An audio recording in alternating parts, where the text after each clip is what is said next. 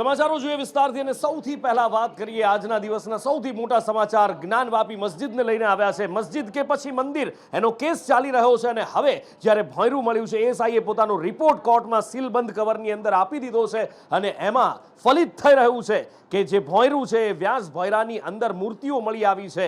કેટલીક મૂર્તિઓ એવી છે કે જે દિવાલમાંથી કાઢી નાખી હોય, ઓમના નિશાન મળી આવ્યા છે, સાથિયાના નિશાન મળી આવ્યા છે, ત્રિશૂળના નિશાન મળી આવ્યા છે અને એ બતાવે છે કે એક સમયે આ મંદિર હતું એવું કોર્ટનું અવલોકન છે ને એ પછી કોર્ટે મહત્વનો ચુકાદો આપ્યો છે કે જે વેદ વ્યાસજીના વંશજો કહેવાય છે, જે વ્યાસ પરિવારે હિન્દુ પક્ષ તરીકે અરજી કરી હતી કોર્ટમાં કે જ્ઞાનવાપીમાં એમને પૂજાનો અધિકાર મળે, આખરે કોર્ટે એ અરજી ગ્રાહ્ય રાખી છે।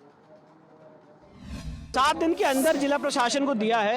अब जैसे जिला प्रशासन वहाँ पे अरेंजमेंट करेगा वहाँ तुरंत पूजा पाठ शुरू हो जाएगा। जो जस्टिस के.एम. पांडे ने राम मंदिर में 1 फरवरी 1986 को ताला खोलने का आदेश दिया था, मैं आज के इस ऑर्डर को उसी की तुलना में देखता हूँ। ये इस केस का टर्निंग पॉइंट है, बहुत ऐतिहासिक ऑर्डर है और जो एक सरकार ने अपनी पावर का दुरुपयोग करते हुए हिंदू समाज की पूजा पाठ रोकी थी, आज कोर्ट ने उसको अपनी कलम से रेक्टिफाई किया है और वहां पे पूजा पाठ के आदेश रोकने का कोई लिखित आदेश नहीं था। आज भी कोई रिटर्न ऑर्डर किसी भी गवर्नमेंट के पास नहीं है कि वहां पे पूजा पाठ कैसे रोकी गई। पूजा पाठ का अधिकार जो है आज दे दिया गया कि वहाँ जितने भी हिंदू धार्मिक क्रियाकलाप हैं, पूजा पाठ है, उसको पुनः बहाल किया जाए और 1 सप्ताह के अंदर जिलाधिकारी जो रिसीवर हैं उनको कंप्लाइन करने का माननीय कोर्ट ने आदेश कर दिया है।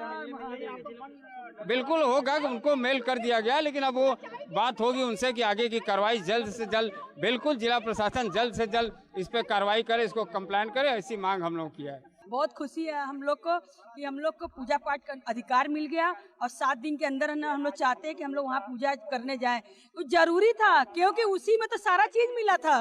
उसी में विष्णु जी और शंकर जी और राम जी, हनुमान जी, जितने मेरे सब व्यास जी के तहखाने से मिली थी।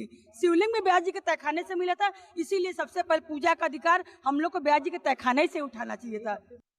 એટલે આ વ્યાસ પરિવાર છે, હિન્દુ પક્ષ છે કે જેમના દ્વારા પૂજા માટેની માંગણી કરતી અરજી કરવામાં આવી હતી અને જ્યારે કોર્ટે ચુકાદો આપ્યો છે તો એમનામાં ખુશીનો માહોલ જોવા મળી રહ્યો છે, એક આનંદની, એક સંતોષની લાગણી જોવા મળી રહી છે। મનીષ પુરોહિત મારી સાથે છે। મનીષ, જે શરૂઆત થાય છે, સદીઓ જૂનો ઇતિહાસ રહ્યો છે, ઇતિહાસ તોડાયો, ફરી પાછો એની ઉપર એક નવો ઇતિહાસ લીપાપોતી કરવાનો પ્રયત્ન કરાયો, પણ જ્યારે વાત ન્યાયપાલિકામાં જાય છે, રામ મંદિર વખતે પણ વડાપ્રધાન નરેન્દ્ર મોદીએ જે કહ્યું હતું કે ન્યાયપાલિકાએ જે ન્યાય કર્યો છે એ શબ્દો ફરી પાછા આજે અહીંયા જ્ઞાનવાપીની અંદર પણ જોવા મળી રહ્યા છે। રાઈટ અનુપુર, આને આખા મામલાને જો 3 વિભાગોમાં અલગ અલગ વેચીને જોવાની જરૂર છે।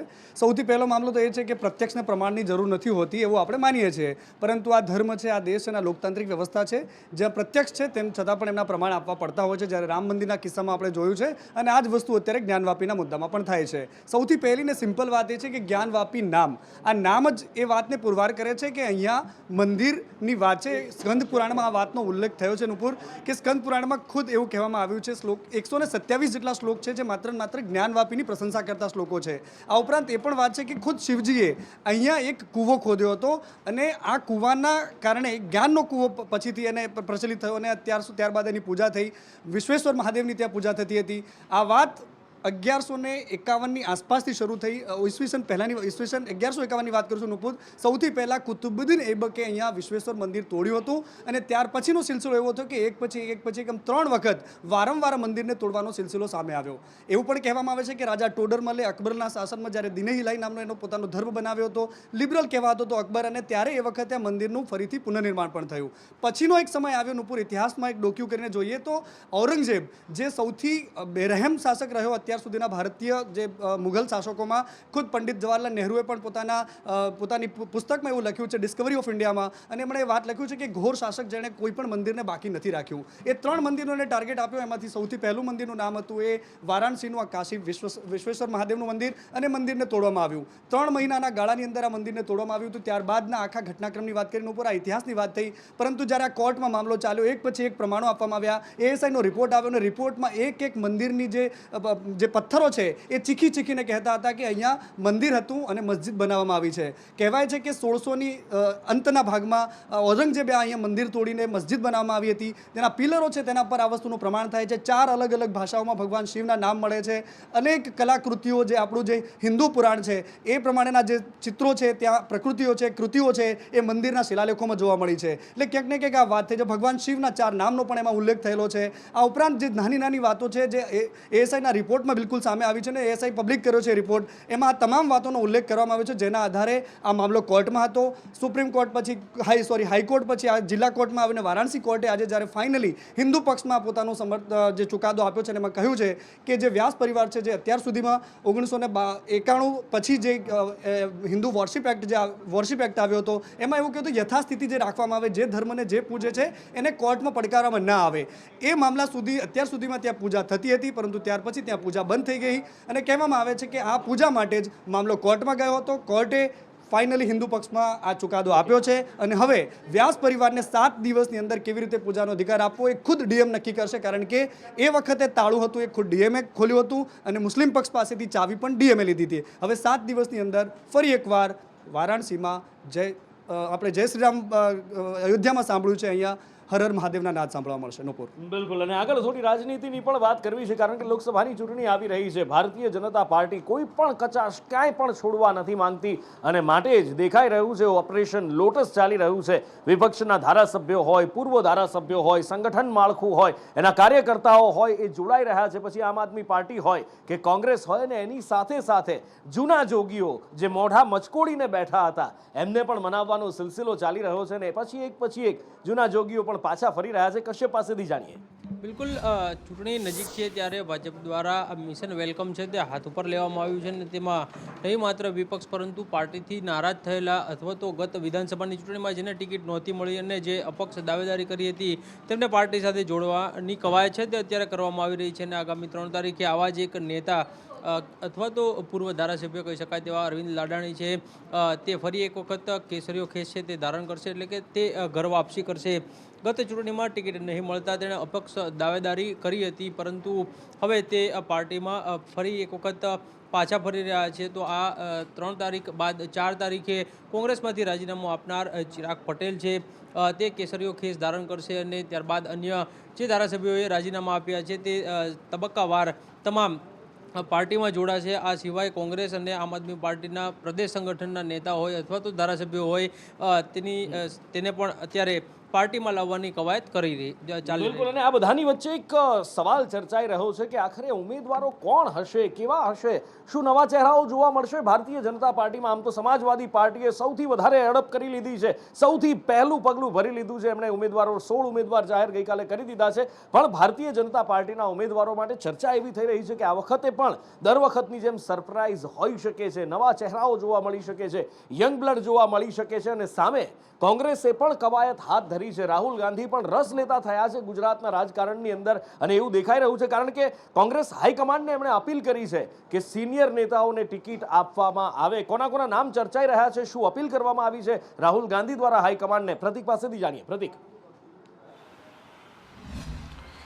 નુપુર, 2014 અને 2019 લોકસભામાં ગુજરાત કોંગ્રેસને ખૂબ મોટી નિરાશા સાંપડી હતી અને આ જ કારણથી હવે 2024ની લોકસભાની ચૂંટણી આવી રહી છે ત્યારે પરિણામ સુધારા ખૂબ જ જરૂરી છે કોંગ્રેસ માટે, નહીં તો કોંગ્રેસ હાંસિયામાં ધકેલાઈ જશે. અને આ જ કારણથી હવે દિલ્હી હાઈકમાન્ડ પણ ગુજરાતના રાજકારણમાં રસ લેતું થયું છે અને આ જ કારણથી હવે રાહુલ ગાંધીએ હાઈકમાન્ડને અપીલ કરી છે કે ગુજરાત કોંગ્રેસના સિનિયર નેતાઓ અને મુખ્યમંત્રી પદના જે દાવેદારો છે તેવા નેતાઓને લોકસભાની ચૂંટણી લડાવવી જોઈએ, જેથી કરીને આગામી દિવસોમાં લોકસભાની ચૂંટણીમાં જે 2014 અને 2019ના પરિણામો હતા તે પરિણામમાં સુધારો થઈ શકે અને કોંગ્રેસ હાંસિયામાં ધકેલાતી રહી જાય. અને આ જ કારણથી હવે કોંગ્રેસના સિનિયર નેતાઓ જેમાં જગદીશ ઠાકોર, શક્તિસિંહ ગોહિલ, શૈલેષ પરમાર, અર્જુન મોઢવાડિયા સહિતના જે નેતાઓ છે તેમના નામ સજેસ્ટ કરવામાં આવે છે. આ જે 5 થી 6 નેતાઓ છે તે 5 થી 6 નેતાઓને ચૂંટણી લડાવવા માટેની એક સૂચન કરવામાં આવ્યું છે અને આગામી દિવસોમાં આ નેતાઓને ચૂંટણી લડાવવા માટેનો આદેશ પણ હાઈકમાન્ડ આપી શકે છે. આ સાથે જ આજે 5 થી 6 નેતાઓ છે સિનિયર નેતાઓ કોંગ્રેસના, તેમને પણ તૈયારી કરવા માટેનું સૂચન આપી દેવામાં આવ્યું છે, જેના ભાગરૂપે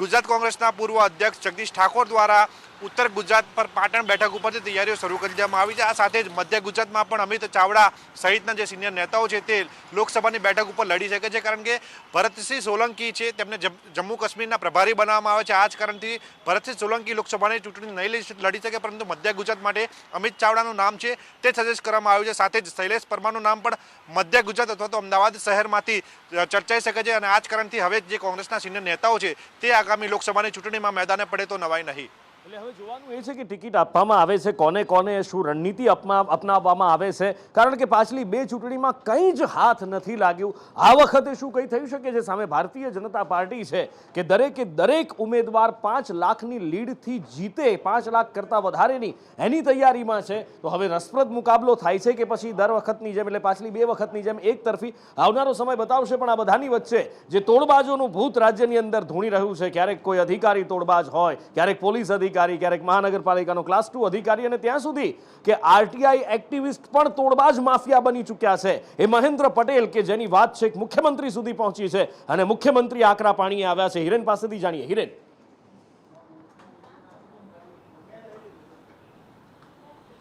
બે દિવસ પહેલાં સીઆઈડી ક્રાઇમમાં જે ફરિયાદ નોંધાઈ હતી કે સુરતની એક સ્કૂલના સંચાલકો પાસેથી ડોક્યુમેન્ટ ન હોવાના અથવા તો અન્ય કારણોસર આરટીઆઈ કરી અને માહિતી એકઠી કરી અને માહિતીના નામે બ્લેકમેલિંગ કરી પૈસા પડાવવાની ફરિયાદ જે છે આ મહેન્દ્ર પટેલની નોંધાઈ હતી। ત્યારબાદ અલગ અલગ બે લોકોએ પણ મહેન્દ્ર પટેલ સામે જ ફરિયાદ નોંધાવી છે।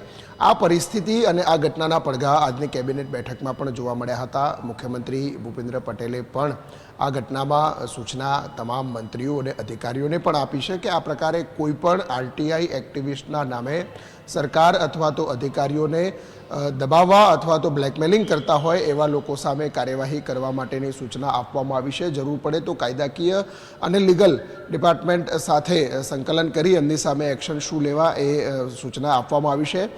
અલગ અલગ વિભાગોમાં પણ આ પ્રકારે આરટીઆઈના નામે માહિતી એકઠી કરી અને અધિકારીઓને પણ બ્લેકમેલ કરવામાં આવતા હોવાની ફરિયાદો ઉઠી હતી, અને અધિકારીઓ પાસેથી માહિતી લઈ અને ખાનગી સંસ્થાઓ એકમોને પણ બ્લેકમેલિંગ કરનારા આવા એક્ટિવિસ્ટો સામે એક્શન લેવા માટે કે જે ખોટી રીતે આરટીઆઈનો ઉપયોગ કરે છે એવા લોકો સામે પગલાં ભરવા માટે મુખ્યમંત્રીએ સૂચના આપી છે।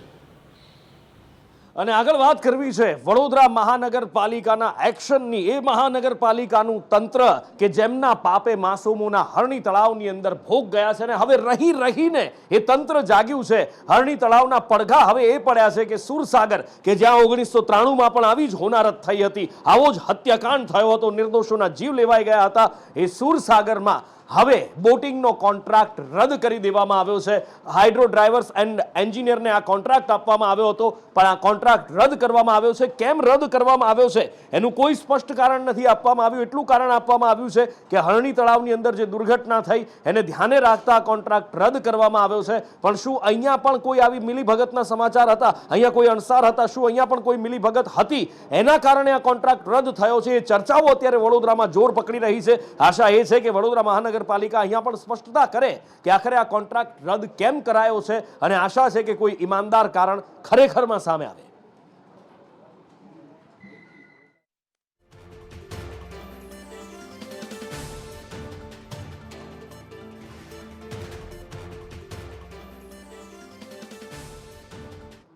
એટલે હરણી દુર્ઘટના થઈ, આ હોનારત આટલી મોટી થઈ, માસૂમોના જીવ લેવાઈ ગયા, અને પછી હવે તપાસના ધમધમાટ ચાલે છે। જો કે હજી પણ 6 આરોપીઓ પોલીસ પકડથી દૂર છે, ફરાર છે, પોલીસ એમને પકડી નથી શકી, અને એ બધા વચ્ચે તંત્ર ત્યાંનું ત્યાં જ છે। શાળાના સંચાલકો હોય કે તંત્ર હોય, બધા જ બેદરકાર દેખાઈ રહ્યા છે, અને એનો જીવતો જાગતો અને વરવો દાખલો સામે આવ્યો છે ગીર સોમનાથમાંથી। કારણ કે પાદરાની સાદરા પ્રાથમિક શાળાનો પ્રવાસ ગયો હતો, એ પ્રવાસ ગયો હતો ગીર સોમનાથ, અને સોમનાથના દરિયા કિનારે આ જે દ્રશ્યો તમે જુઓ છો, એ શાળાના બાળકો મોજ મસ્તી કરી રહ્યા છે। કોઈ જાગૃત નાગરિકે ત્યાં વિડીયો ઉતાર્યો છે અને તેમણે બતાવ્યું છે કે બાળકો અહીંયા દરિયા કિનારે મસ્તી કરી રહ્યા છે, કોઈ શિક્ષકો અહીંયા ધ્યાન નથી આપી રહ્યા। જો કંઈ થઈ ગયું તો આના માટે જવાબદાર કોણ? ત્યારે એક શિક્ષકને પૂછવામાં આવ્યું તો શિક્ષકે કહ્યું પણ ખરા કે અહીંયા દરિયો ઊંડો છે, પણ તેમ છતાં કોઈ જ ધ્યાન નથી રાખવામાં આવ્યું, અને જાગૃત નાગરિકના કહેવા પછી શિક્ષકો ત્યાં જાય છે, બાળકોને ત્યાંથી ખસેડે છે। ત્યારે ડીપીઈઓનો પણ સંપર્ક સંદેશ ન્યૂઝે કર્યો, શું જવાબ તેમણે આપ્યો એ જુઓ।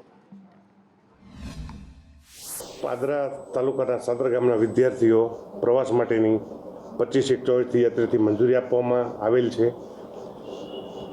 એ પ્રવાસ શરતોને આધીન મંજૂરી આપવામાં હોય છે. પ્રવાસ સંપૂર્ણ સલામત રીતે થાય, વિદ્યાર્થીઓની સંપૂર્ણ સલામતી જળવાય, તમામ બાબતોની યોગ્ય ચકાસણી કરવાની હોય છે. એ પ્રમાણે આયોજન કરવાનું હોય છે અને એ પ્રમાણે કોઈ અનિચ્છનીય બનાવ ન બને તેની પણ તકેદારી શાળાએ શિક્ષકોએ રાખવાની હોય છે. આ ઉપરાંત વધુ ઊંચાઈવાળા, ઊંડાણવાળા, પાણીવાળા તેમજ દેખીતા જોખમી સ્થળોએ પ્રવાસ કરવાની મંજૂરી આપવામાં આવેલ નથી. તમામ શાળાઓને સૂચના આપવામાં આવશે. કોઈ પણ પ્રવાસ કરો તો આવા સ્થળો ન લેવા. એ ઉપરાંત દેખીતી રીતે જે જોખમી છે એવી સ્થળોની મુલાકાતનો આદેશનો ભંગ ન થાય એની શાળાઓએ તમામ તકેદારી રાખવી અને શક્ય હોય તો ટૂંકો પ્રવાસ કરાવવો. અને સંસદમાં આજથી બજેટ સત્રની શરૂઆત થઈ ચૂકી છે અને આવતીકાલે 2024નું વચગાળાનું બજેટ રજૂ થવા જઈ રહ્યું છે. નરેન્દ્ર મોદી સરકારનું આ વચગાળાનું બજેટ રજૂ થવા જઈ રહ્યું છે. પણ એ પહેલાં જ્યારે બજેટ સત્રની શરૂઆત થઈ, રાષ્ટ્રપતિના અભિભાષણ સાથે આ શરૂઆત થઈ, જેમાં રાષ્ટ્રપતિએ રાશનથી લઈ અને રામ મંદિર સુધીની વાત કરી. વડાપ્રધાન નરેન્દ્ર મોદીના 10 વર્ષના કાર્યકાળની પણ તેમણે વાત કરી. શું કહ્યું રાષ્ટ્રપતિજીએ, જોઈએ. अयोध्या धाम में ही प्राण प्रतिष्ठा के बाद 5 दिनों में ही 13 लाख श्रद्धालु दर्शन कर चुके हैं.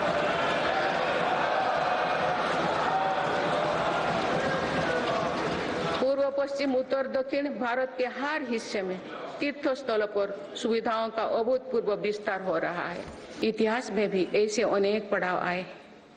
इस वर्ष 22 जनवरी को भी देश ऐसे ही एक पड़ाव का साक्षी बना है. सदियों की प्रतीक्षा के बाद अयोध्या में रामलला अपने भव्य मंदिर में विराजमान. દિલ્હીના મુખ્યમંત્રી અને આમ આદમી પાર્ટીના રાષ્ટ્રીય સંયોજક અરવિંદ કેજરીવાલને ઈડીએ સમન્સ ફટકાર્યું છે. એવું નથી કે આ કોઈ પહેલી વાર છે. આપણે સૌ જાણીએ છીએ કે આગળ પણ 4 વખત સમન્સ ફટકારવામાં આવ્યા છે, સમન્સ મોકલવામાં આવ્યા છે, પણ એની અવગણના કરવામાં આવી છે અને હવે 5મી વખત સમન્સ આપવામાં આવ્યું છે. જો આ વખતે અવગણના કરી, જો આ વખતે કેજરીવાલ ઈડી સમક્ષ હાજર ન થાય તો શું થઈ શકે છે? લીકર કૌભાંડની અંદર આ સમન્સ પાઠવવામાં આવ્યું છે. અજય પાસેથી જાણીએ કે શું થઈ શકે છે.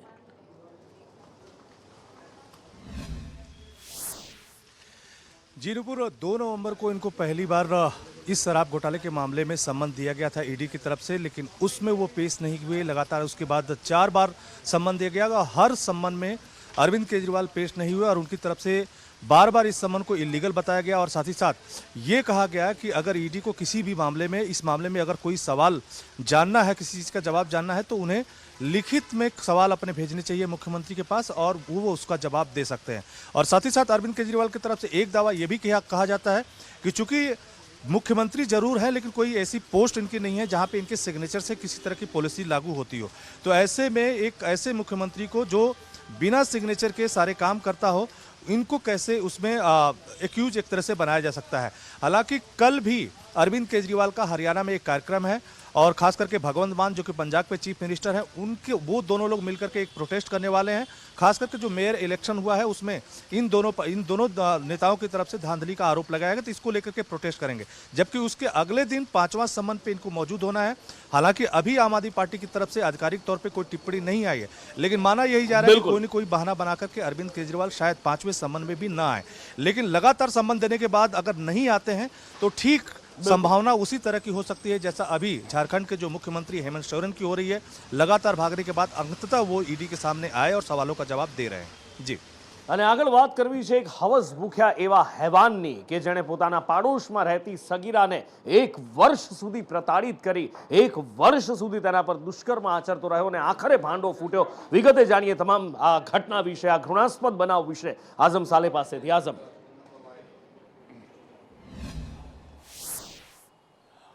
સુરત શહેર ફરી એકવાર શમશાર થઈને સામે આવ્યું છે, કારણ કે જહાંગીરપુરા પોલીસ સ્ટેશનની હદ વિસ્તારમાં આવેલા જહાંગીરપુરા સ્થિત સરકારી આવાસ છે, ત્યાંનો આ બનાવ બનીને સામે આવ્યો છે. આરોપીનું નામ છે આલિમગીર પઠાણ, જે આવાસમાં રહેતો હતો અને ત્યાં જ માસૂમ દીકરી જે 8મા ધોરણમાં અભ્યાસ કરતી હતી અને એ મકાનની અંદર એ અભ્યાસ કરવા માટે જતી હતી, ત્યારે આ વિકૃત માનસિકતા ધરાવતા વ્યક્તિ એના સાથે શારીરિક હડપલા શરૂ કર્યા હતા અને એને 1 વર્ષ સુધી એનું શોષણ કરવામાં આવ્યું હતું. આ સમગ્ર મામલાનો ઘટસ્ફોટ ત્યારે થયો હતો જ્યારે દીકરી યુવતી છે તેના પેટમાં દુખાવો પડ્યો હતો અને આ દુખાવા પડ્યાના કારણોસર પરિવાર એને ડૉક્ટર પાસે લઈ ગયા હતા ત્યારે ખબર પડી હતી કે 2 માસનો ગર્ભ આ 8મા ધોરણમાં અભ્યાસ કરતી વિદ્યાર્થીનીને રહી ગયો છે।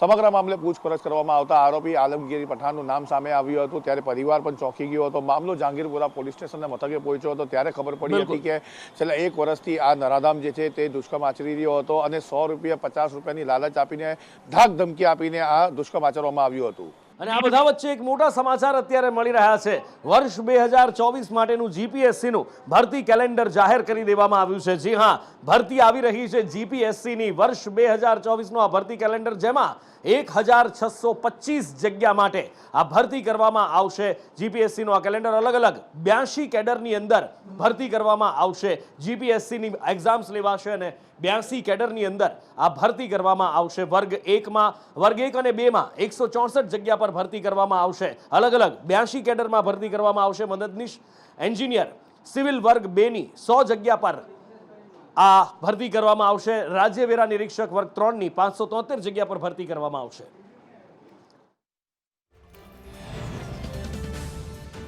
કન્સ્ટ્રક્શન સાઇટ પર કામ કરતા શ્રમિકોની જિંદગીની શું કોઈ કિંમત નથી? આ સવાલ વારંવાર ઉઠતો રહે છે જ્યારે કોઈ પણ સેફટી વગર એમની પાસે કામ કરાવાતું હોય છે। રાજકોટમાં આજે સવારે જ એક શ્રમિક કન્સ્ટ્રક્શન સાઇટ પરથી નીચે પટકાય છે, ગંભીર રીતે ઘાયલ થાય છે, હોસ્પિટલમાં જીવન મરણ વચ્ચે ઝોલા ખાઈ રહ્યો છે। અને આ બધા વચ્ચે બીજો એક વિડીયો રાજકોટમાંથી જ સામે આવે છે કે જ્યાં શ્રમિકો કન્સ્ટ્રક્શન સાઇટ ઉપર કામ કરતા હોય છે અને એ પણ કોઈ પણ સેફટી વગર લટકીને કામ કરી રહ્યા છે। ક્યારે પણ જીવ જઈ શકે છે અને ક્યાં કામ થઈ રહ્યું છે એ જાણશો તો તમે ચોંકી જશો કે મહાનગરપાલિકાની બિલ્ડિંગમાં આખરે કેમ આ બેદરકારી, કેમ આ શ્રમિકોના જીવની કોઈ કિંમત નથી ગણવામાં આવતી? અને એમાં પણ મહાનગરપાલિકાની અંદર જ્યારે કામ થતું હોય, જેમની ઉપર જવાબદારી છે કે બધા જ સેફટી મેજર્સને ઇન્સ્પેક્ટ કરે, એ જ આટલી મોટી કેવી રીતે બેદરકારી કરી શકે? મયુર પાસેથી જાણીએ। મયુર, બિલકુલ નુપુર, રાજકોટ કોર્પોરેશન જે છે તેમના દાવા પોકળ સાબિત થતા હોય તેવા દ્રશ્યો સામે આવી રહ્યા છે। આમ તો કન્સ્ટ્રક્શનની સાઇટ ઉપર જે શ્રમિકો કામ કરતા હોય છે તેમને સેફટીના સાધનો જે છે તેમની સાથે કામ કરવાના આદેશ જે છે તે કોર્પોરેશન આપતું હોય છે, પરંતુ અહીંયા તો ક્યાંક ઊંધા દ્રશ્યો જે છે તે જોવા મળી રહ્યા છે। રાજકોટ કોર્પોરેશનની બિલ્ડિંગમાં જ જે શ્રમિકો જે છે, સફાઈ કામદારો જે છે તે બિલ્ડિંગના બીજા માળ ઉપર ચડ્યા છે અને કોઈ પણ સેફટીના સાધનો જે છે તે પહેરવામાં નથી આવ્યા અને સેફટીના સાધનો વગર કામ કરી રહ્યા હોય તેવા દ્રશ્યો જે છે તે કેમેરાની અંદર કેદ થયા છે। ઉલ્લેખનીય છે, એક બાજુ કોર્પોરેશન જ આવા નિયમો જે છે તે પાળવા માટે કન્સ્ટ્રક્શન સાઇટો હોય છે તેમજ અલગ અલગ જગ્યાએ નિયમો પાળવા માટે કહેતું હોય છે, પરંતુ એ જ નિયમોનો ઉલાળ્યો ક્યાંક ને ક્યાંક આ કોર્પોરેશનનું તંત્ર જે છે તે કરી રહ્યું હોય તેવા દ્રશ્યો જે છે તે સામે આવ્યા છે। ઉલ્લેખનીય છે કે સફાઈ કામદારો જે છે તે બિલ્ડિંગની સફાઈ કરવા, કોર્પોરેશનની બિલ્ડિંગની સફાઈ કરવા ચડ્યા છે અને લટકી રહ્યા છે કોઈ પણ સેફટીના સાધનો વગર અને કોઈ પણ કહેવાવાળું નથી। ઉલ્લેખનીય છે કે આ બાબતે અત્યારે કોર્પોરેશનમાંથી પણ મૌન જે છે તે અધિકારીઓ સેવી રહ્યા છે। ઉલ્લેખનીય છે કે એક બાજુ કન્સ્ટ્રક્શન સાઇટો ઉપર આ પ્રકારે શ્રમિકો જે છે તેમની ઉપર કાર્યવાહી કરતા હોય છે, ત્યારે નગર કોર્પોરેશન જે છે ત્યારે આ પ્રકારે જે સફાઈ કામદારો જે છે તેમની પાસે કોઈ સેફટીના સાધનો નથી, તો કોણ જવાબદાર તે પ્રશ્ન છે।